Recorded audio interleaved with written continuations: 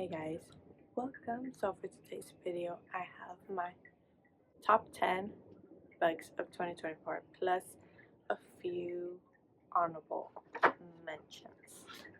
So it's all right here. It's in no particular order. I love all of these a lot. Really, I like them a lot. So first up we have, should we do the, I'm gonna do the bugs I don't have. I think I do have physically, but I don't remember where they are. So first up we have Butcher and Blackbird by Bryn Weaver. This is about two serial killers who meet up every year to kill a person. I believe it's the male lead's brother who gives them little clues on who they are. They have to figure out who it is, and then whoever ends up getting the kill wins. So basically that's the premise of that book. And then we have Play Along by Liz Tom 40. So for this, I have not read the Windy City series. So you have, I started with Caught Up, Play Along, and I'm gonna read the last book. Then I'll go back to the other two. So this one we have Isaiah and Kennedy. Kennedy is I think she's a physical therapist, if I remember correctly, and Isaiah is the shortstop of the baseball team, if I remember correctly. But here they get, it's a marriage of convenience in a way. They end up getting married by accident, and they have to keep it up in order for her to, well, for both of them, so it won't cause a huge PR disaster. And you see them how they go from, well, mainly Kennedy, from not really liking Isaiah to like slowly falling in love into Isaiah. Isaiah, since Caught Up, has been obsessed with Kennedy, that he said that she was gonna be his bride. So love that one. So Play Along was a 5-star, and then I think Butcher and Blackbird was a 4.5. Tilting. So the other one is Catchy Feelings by Maureen Moore. This one, I do remember liking it. I just don't remember certain parts of the book. You have, I think it's 3 guy best friends. You have 3 guys best friends. This is about the second one. Oh, they don't like each other. I remember they don't like each other. I forgot for whatever reason. She doesn't like him, and he's a playboy. In her words, he's a playboy. Hold on. Okay, there, I'm back. So he's a playboy from what I remember, but he falls for her, and you see their dynamic from sleeping with each other to developing feelings. I think it was like one night to get it out of her system type of deal. Then we have the last book in that series, which is The Walk-Off Wedding. This is a marriage of convenience. The guy has to fix his image because apparently his image is pretty bad, and they end up getting married. She has to get married in order to get her inheritance, which is a bakery, and her stepdad wants to marry her off with this disgusting fucking guy. And you see from it being a marriage of convenience, you see their feelings grow for each other, for both of them, and I did enjoy them. Both of them were 4.5 or 4.75. Then we have The Alpha's Burden by Luna Nard. So this took me back to my took me back to my Wattpad days when I would read a lot of werewolf romances or werewolf shifter romances. I'll say this: yes, I do love a good werewolf romance, but through and through, I am a vampire stan. Always been Team Edward, always. but there's something about those werewolf romances that get me a bit. So this one, she was rejected. Yeah, she was rejected by her alpha, who used to be her best friend, and something happened between them that made him not trust her anymore and send her off. She doesn't leave the pack land, but she is far away from the pack land, where they don't interact as much, and you see them go from not talking to like slowly becoming like friends, and then trickling into becoming lovers. And you see the amount of crap she had to go through because of him. I did enjoy it. It gives those feels for me when I was younger, and I think anything like that is always going to be a 4 for me if it gives me those feelings when I was younger. So that one's a 4. Okay, the next one is The Wedding Bitch. No, The Wedding Witch by Erin Sterling. This is the last book in, I forgot what series. And I have the book. This one I do have it. Do I know where it's at? No. And I need to keep better track of my books. So here we have, so it follows 3 brothers. In the first one we have A Second Chance. The next one is Enemies to Lovers, and this maybe it's a workplace romance because she does work for him and she has to get certain artifacts in order for him to do a reversal spell, what he did when he was younger, to set someone free in a way. And you see how they're trying to fight their attraction, and I did love this. This was a good holiday romance. It is set during Christmas time, but it's not a huge, Christmas is not a huge part of it, so I would recommend that. Then we have Spookily Yours by Jennifer Chapman. So in this one we have Damien and Willow. Willow is a witch and Damien is a demon, but by accident he gets turned into a cat, and Willow had recently lost her cat and she decides to adopt cat version Damien. And I guess I was able to figure out something, which is no shocker when it comes to fantasy books, especially these types of fantasy books. Good, easy read, especially when it's like summer going to autumn, I would say, because it does take place during fall, spooky season and all that. So The Wedding Witch and Spookily Yours are right now my 2 honorable mentions. I'll get to the other 2 because I do have them physically.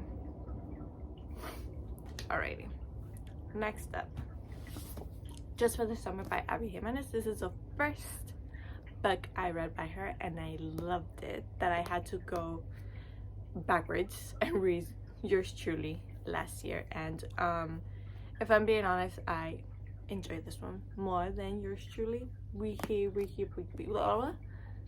Here we have Justin and Emma.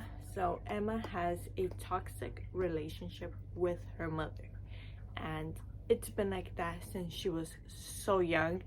And you see the trauma she has so badly that she's not able to stay in one place. She has to keep moving. And then we have Justin, who is going through some harsh stuff because he has to take guardianship over his 3 siblings due to something that happened, and they meet through a Reddit post, and it's the first thing on the page. So am I the asshole for naming my ugly dog after my ex-best friend? So basically it's about being someone's love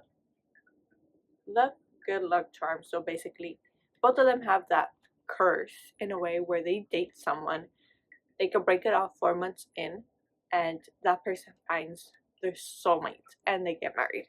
So they decide, hey, like if we date, we cancel each other off and we're able to find our soulmate. So I did enjoy this one. It's a 5-star for me. Then we have Kiss Me, Mi Amor by Alana Quintanilla Alberton. So this is part of the Love and Taco series. The first book is Ramon and Julieta. Have yet to read it. So here we have Enrique and Carolina. So basically we have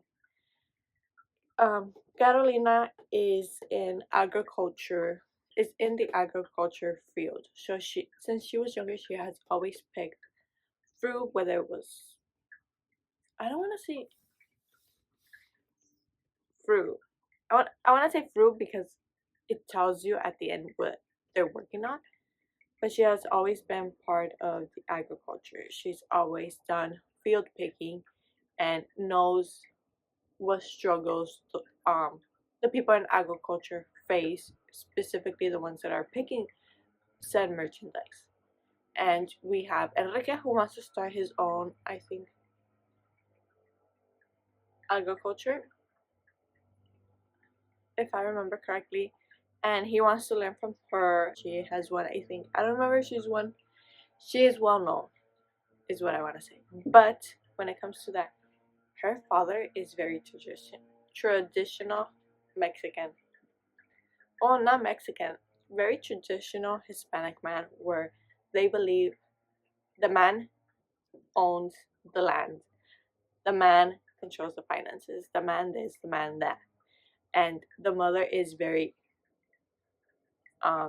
the same way, where it's husband first, children next, husband first, children next. So essentially, she can't get a break, so they end up fake dating, and just to please her dad, because I believe her dad has some kind of illness or disease. But yeah, I did enjoy this book. This was a 4.75 if I remember correctly. We have Foxglove by Adeline Grace. This is part of the Belladonna series. So I have Foxglove and Wisteria. They're both on here for their own reasons. So here we have Signa and, well, I can't talk about this one, but I did enjoy the romance in this one. But you have Signa, who goes to Thorngrove and has to figure out what is going on there. She can hear whispers of a ghost. She is able to see death and spirits of people who have passed. And she has always been able to see death since she was a quite little baby.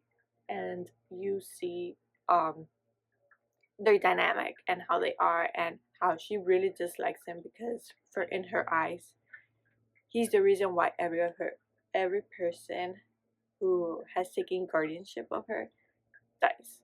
So in you meet Blythe and Perry, who are her cousins, and then you meet Elijah.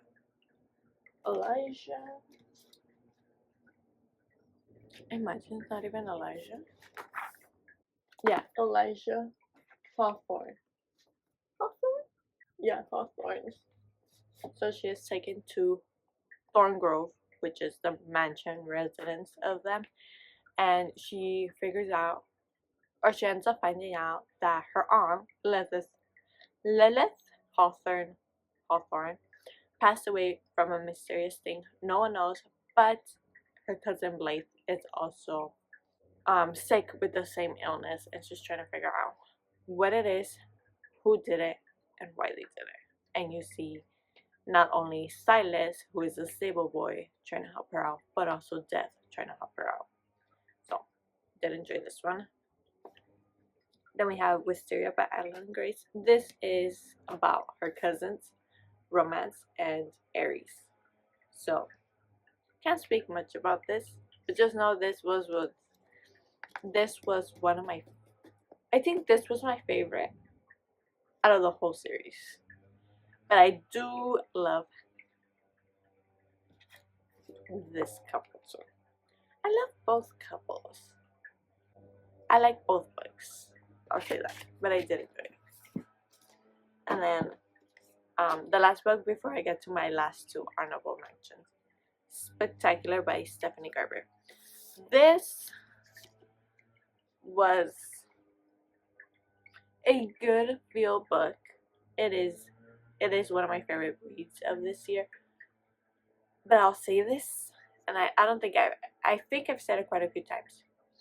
Who she ends up with Donatella, because you have Donatella and Scarlet. Scarlet is the first book, which is Caraval, and then Donatella is Legendary and Finale. I don't like who she ended up with. Her romance with the other person, they should have stuck with her. But honestly, that was me throughout the whole book. Why can't she be with this person you already set me up with? I'm in love. I see the chemistry between her and this other person. But I did enjoy them. I'm fine with who she ended up with. Is it my personal choice? Is it my personal option? No. Will it be? No. But this one is a good holiday romance. Here I can't say much. What can I say? Snowflakes are falling, invitations are arriving, and holiday magic is swirling. So this is Great Holiday Eve. So it takes place before the Great Holiday Eve. So Donatella is trying to get a gift for someone, and it has to be a perfect gift. And you see where that leads her. I did enjoy it. This was I think a solid 4 or 4.25. Now my last two honorable mentions are, should I start with, yeah, let's do Kingdom of the Wicked by Carrie Maniscalco. I enjoy this book. I enjoy Wrath and Amelia. I enjoy the other person who was her romantic interest, if I can remember his name. Alright. Javier? No. Okay, I don't remember his name. No, but essentially we have two sisters, one brutal murder, a quest for vengeance that will unleash hell itself, and an intoxicating romance. So, her sister Victoria misses a Sunday lunch, I believe. Well, misses dinner service, and they end up finding Emilia. Emilia is the one who finds out she's dead. She's completely gone, and she sees someone right there with the where the body is at, and it's like, what the heck are you doing? And she decides to tap into dark magic, which she is not allowed, and decides to go after who killed her sister, wants to figure out why, and yeah, I did enjoy this one. This was a 4. Yeah, 4. Then we have my anticipated read for last year was Daydream by Hannah Grace. I love this book a lot, but I still I honestly I do like them a lot. I like every book. Icebreaker, Wildfire, and now Daydream. Here we have Henry and Grace. Grace, Hallie. Um, he is a chronic procrastinator. She is a people pleaser. She always has to say yes when people need help and doesn't know when to take time for herself. Or yeah, she doesn't know how to take time for herself. And you see how both of them like balance each other out and tell each other, hey, like, let me help you, and I'm able to help you. And then, well, that's for his instance.